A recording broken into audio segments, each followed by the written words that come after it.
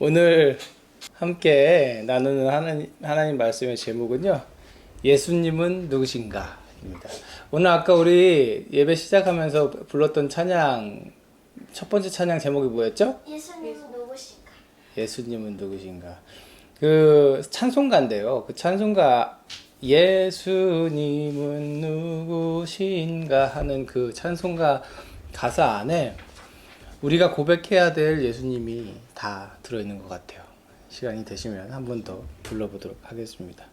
오늘 마태복음 14장 말씀을 가지고 제가 예수님은 누구신가라는 제목으로 말씀을 준비했습니다. 우리 일상생활에서 이런 특별히 그 예능 프로그램 같은 거 보면요, 뭐 토크 이렇게 하다가 마지막에 뭐 마무리할 즈음에서 뭐 나에게 뭐뭐란 하고 이렇게 물어요. 그러면 이제 인터뷰가 그걸 대답하곤 하는데요. 자, 제가 이렇게 퀘스천 이렇게 준비를 한 거예요. 자, 우리 조민지 사모님, 나에게 박원이란? 요건 편집하도록 하겠습니다. 우리 이렇게 나에게 있어서, 방금 제가 여러분한테 한 것처럼 나에게 있어서 누구란? 하고 탁 물어보면 그 사람이 나에게 가지고 있는 이미지, 어떤 사람인지, 그 사람을 떠올리면 내 마음에 어떤 마음이 드는지, 이런 것들을 한번 생각해 보게 되는 거죠.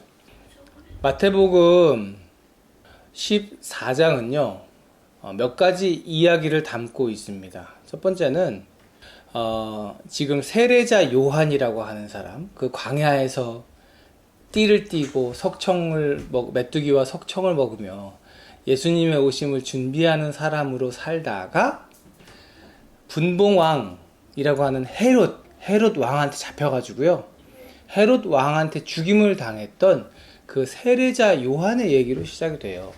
헤롯이라고 하는 왕이 그 요한을 죽였거든요. 왕이니까 직접 죽이는 건 아니고 신하들을 시켜가지고 여봐라, 저 사람의 목을 쳐라 그래가지고 세례자 요한의 목을 쳤는데요. 사실은 헤롯은 요한을 무서워했습니다. 그래서 요한을 두려워했고, 그가 자기를 향해서 당신 잘못했어요 하고 말하는 거에 대해서 마음의 찔림과 두려움이 있었기 때문에 그를 감옥에 그냥 가둬두는 걸로 끝내려고 했는데, 그 딸이, 그렇죠, 스티커 하나 갖고, 그 딸이 그 어머니의 시킴을 받아 춤을 추고, 여러분 들어보신 기억이 있을 거예요. 춤을 추고, 너 너무 춤 잘 춘다, 너 뭐 해줄까 하고 왕인 아버지가 물으니까 세례 요한의 목을 주십시오, 이렇게. 너무 잔인하죠. 그렇게 해가지고 진짜 목을 쳤던 그 이야기 뒤에 지금 오늘 14장의 얘기가 이어지는 겁니다. 그 일이 있은 후에 어느 날 이 신하들이 이 헤롯 왕에게 예수님에 대한 이야기를 하는 거예요. 세상에요, 왕이시여, 들어보세요. 예수라고 하는 사람이 지금 두루두루 다니면서 막 하나님의 말씀을 가르치고요, 사람 병을 고쳐주고요. 제가 마이크도 안 쓰고 사람의 병을, 어쩐지 되게 말하기 힘들더라고요. 사람의 병을 고쳐주고요, 막 사람들이 깜짝 놀랄 만한 일들을 계속하고 있습니다. 그래서 많은 사람들이 그를 쫓아다니고 있어요 하고 이야기했어요. 그래서 헤롯 왕이 그 예수님의 얘기를 탁 듣고 나서 이런 얘기를 합니다. 그 사람 세례자 요한 아니야? 내가 목 쳐서 죽였던 그 세례자 요한이 다시 살아나가지고 나타난 거 아니야? 세례자 요한이 아니고는 그런 일을 할 수가 없는데, 내가 죽였는데 다시 살아왔다고? 세례자 요한 아니야? 하고 겁에 질려서 말을 합니다. 헤롯에게 예수님이란 어떤 사람이었을까요? 헤롯에게 예수님이란, 지금 이 예수님의 소식을 전해 듣고 자기가 죽이고 싶지 않았지만 죽였던 이 세례자 요한이 살아났다고 막 이렇게 소리치는 이 헤롯 왕에게 있어서 예수님이란 어떤 존재였던 것으로 보여요? 매우 두렵고 내 자리를 위협하는 그 무언가로 느껴졌을 겁니다. 사람들에게 인기가 있는 데다가 무슨 병든 사람을 고치고 안진뱅이를 이렇게 세우고 죽은 사람을 살리고 이런 놀라운 일들을 하는 저 사람, 그냥 두면 위험한 사람, 무서운 사람, 이런 생각을 했을 겁니다. 그래서 그가 어떻게 해요?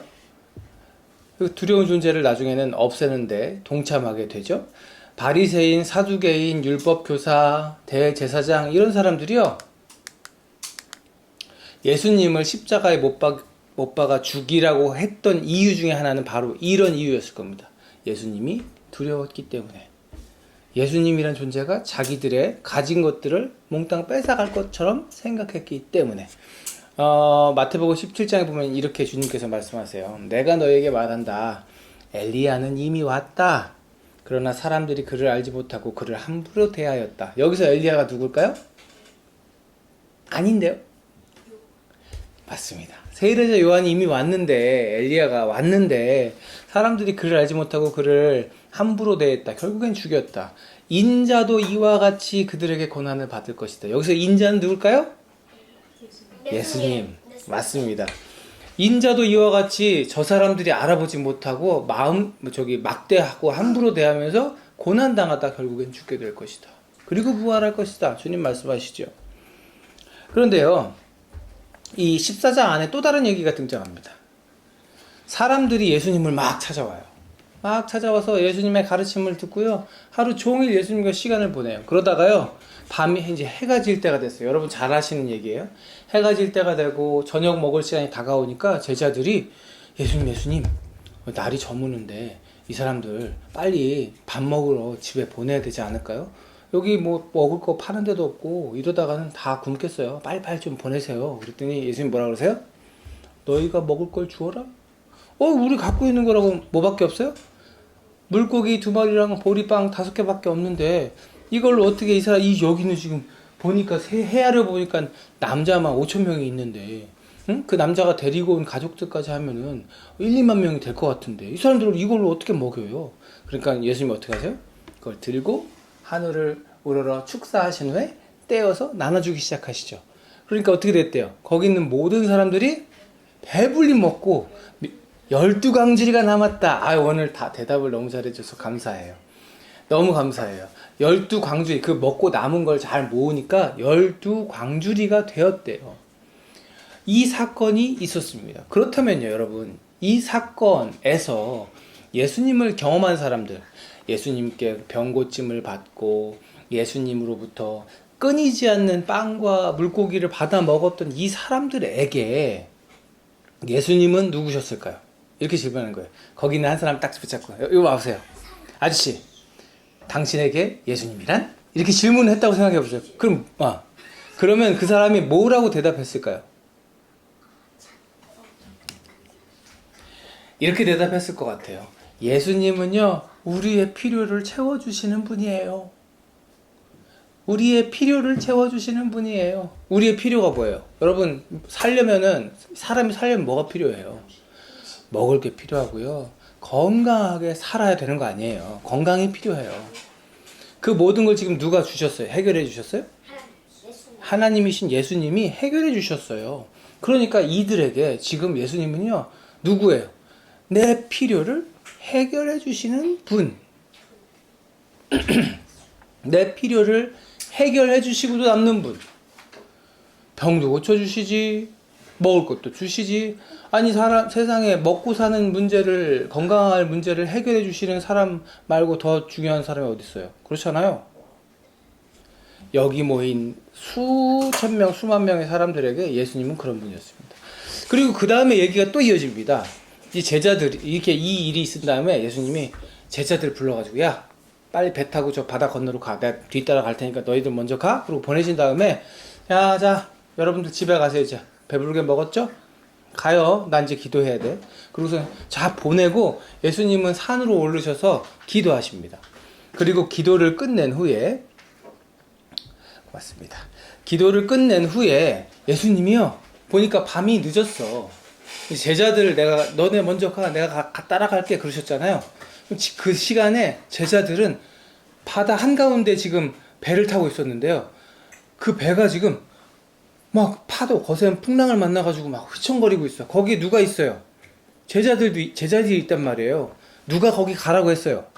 예수님이 가라고 했는데 지금 거기서 막 이거 어떻게 된 거야? 제가 한번 얘기한 적 있죠. 지중해 바다는 변덕스러워서 잔잔했다가 갑자기 파도가 막 치고 그러는 바다라고 그랬잖아요. 그럼 막 이렇게 되고 있는데 예수님이 제자들을 찾아가십니다. 여러분 아시는 유명한 얘기예요. 예수님이 모터보트를 타고 쫙 와 하면서 가셨을 것 같지만 그렇지 않죠. 예수님이 아이언맨처럼 쫙 날라가지고 쫙 가셨을 것 같지만 그러시지 않죠. 어떻게 하세요? 물 위를 걸어가십니다. 아니 여러분들 너무 대단한 것 같지 않아요? 예수님이 물 위를 뛰었다고도 나오지 않아요. 바다 가운데 있는 제자들을 만나러 가는데 예수님은 몇 발자국 안 걸었을 거야, 내 생각에. 그런데 이미 제자들 앞에 딱 와 계시죠. 그러니까 여러분들 공포 영화에서 아직 많이 못 보신 분들 계실 텐데 둥둥둥 하고 나타나는 존재가 뭐예요? 강시, 유령 이런 거잖아요. 그리고 제자들이 저 멀리 갑자기 나타난 물 위를 걸어 막 나타난 그 예수님을 보고 뭐라 그래요? 주님! 이래야 되는데 어떻게 해요? 귀신이 나타났다! 이런단 말이야. 그렇게 했어요. 그러니까 예수님께서 뭐라고 하세요? 나야 나. 걱정하지 마. 그러니까 It's me 하고 말씀하신 거죠. 그러니까 갑자기 이 베드로 아주 튀는 제자 베드로가 어떻게 해요? 진짜 주님이에요? 진짜요? 진짜면 나도 저 물 위로 걸어서 오라고 한번 해보세요. 그런단 말이야. 이 기회를 놓치지 않고 자기도 물 위를 걷고 싶었나 보지. 그래서 예수님이 그럼 와 그랬단 말이에요. 어떻게 했을까요? 진짜 이제 물 위에 섰어. 그래서 막 주님께 가는 거야. 아싸! 그러고 가는데 샥 바람이 불면서 자기 머리털이 착 날리는 게 느껴졌어. 나는 지금 어디 있지? 바다 위에 있지? 내가 지금 바다 위에 뭐라고 있지? 맨발로 서 있지? 무서워지기 시작했어요. 그러는 순간 어떻게 돼요?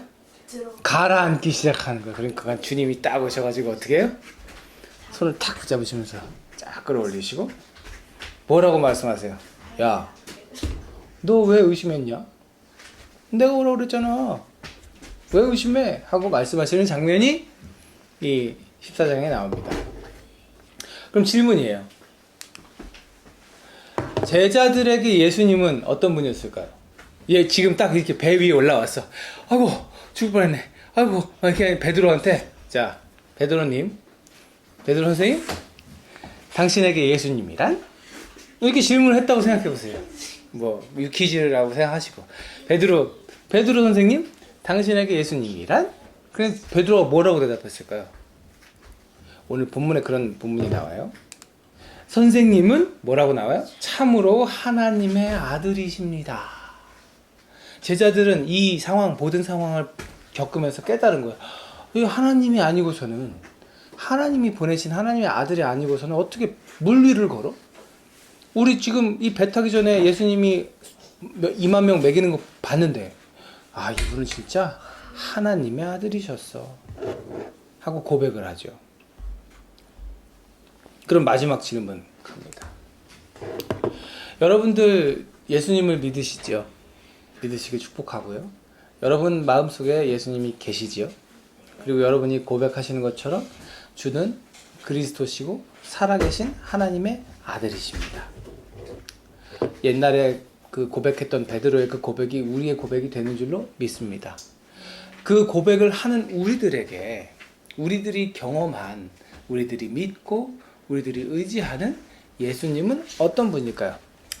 여러분 신앙생활을 할 때 우리가 늘 스스로에게 질문해보고 잊지 말아야 될 것, 그 질문 중에 하나가 이겁니다. 나에게 예수님이란? 시몬 베드로는 마태복음 16장에서 이렇게 대답하죠. 선생님은 살아계신 하나님의 아들이십니다. 그리스도이십니다. 그리스도가 구세주라는. 여러분 아까 대답한 이 고백이 있는 거죠.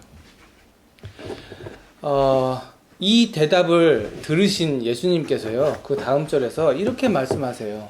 베드로야, 네 대답 참 옳다. 참 대답 잘했다.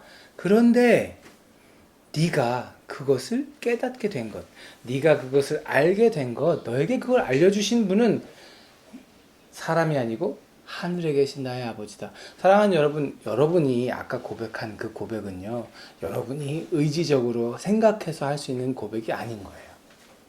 이미 우리 안에 여러분의 몸과 마음 속에 함께하고 계신 하나님께서 여러분으로 하여금 그렇게 믿게 해주시고 여러분으로 하여금 그렇게 고백하게 해 주셨다는 거죠.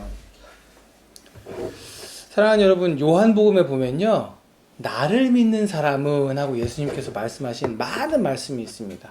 요한복음 6장 35절 보면요, 이렇게 나와요. 내가 생명의 빵이다. 그러니까 나한테 오는 사람은 절대로 배고프지 않을 거야.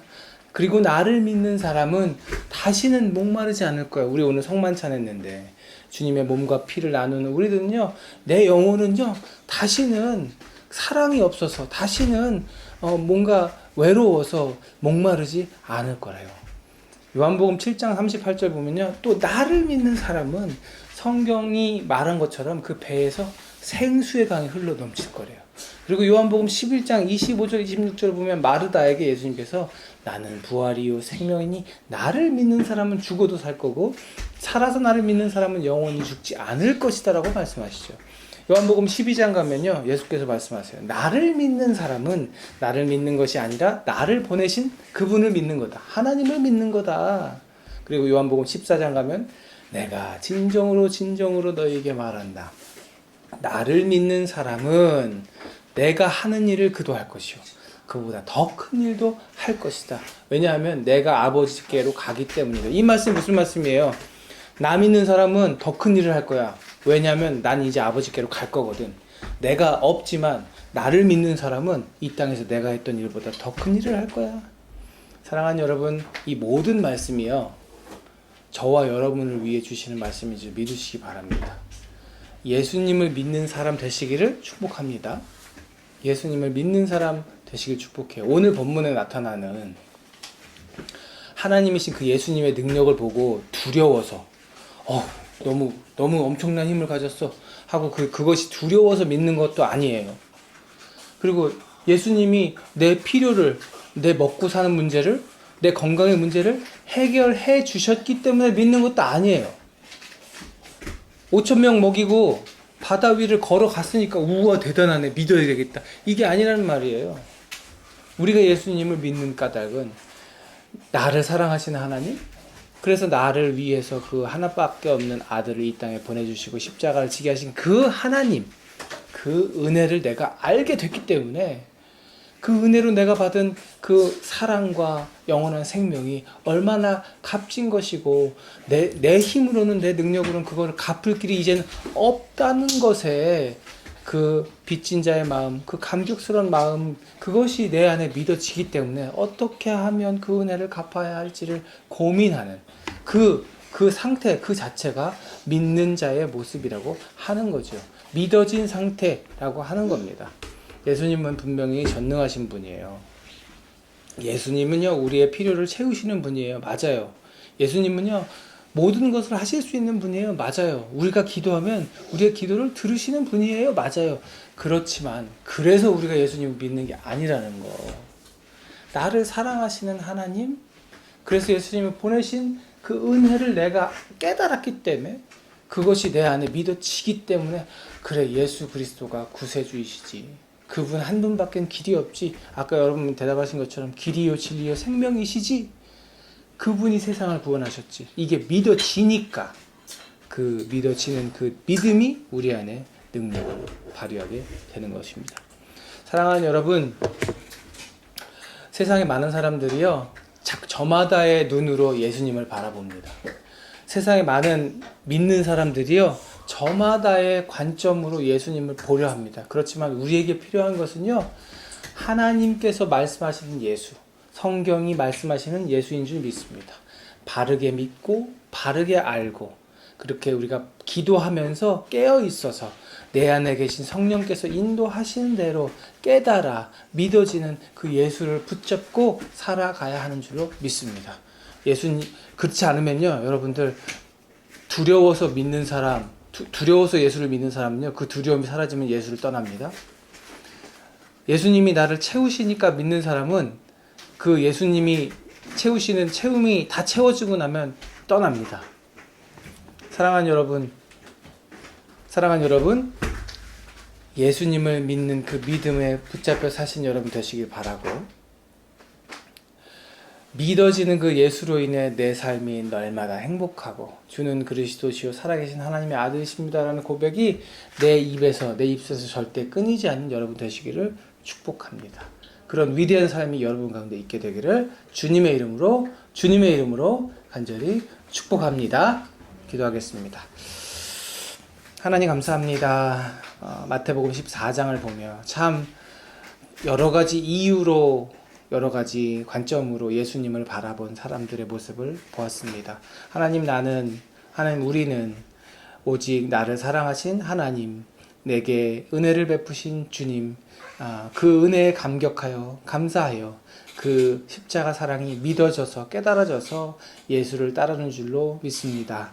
어떤 조건도 아닌 오직 예수님의 십자가 그 한 가지로 온전히 주님을 나의 그리스도로 고백하며 믿음으로 나아가는 우리들 되게 하여 주옵소서. 그래서 세상 살아갈 때에 어떤 상황 가운데서도 주를 붙잡고 의지하며 믿음으로 승리하는 모두가 되게 하여 주옵소서. 이제는 우리 구주 예수 그리스도의 은혜와 아버지 하나님의 무한하신 사랑하심과 성령님의 내주 감화 감동 교통 역사심이 이 시간 온전한 믿음으로 주를 바라보길 소원하는, 그리고 말씀으로 기도로 성령으로 날마다 바로 서기를 결단하는 여기 있는 우리 모두의 머리 위에, 우리의 가정과 교회 위에, 저들의 앞날 위에 이제로부터 영원토록 함께 하시옵기를 간절히 축원하옵나이다. 아멘.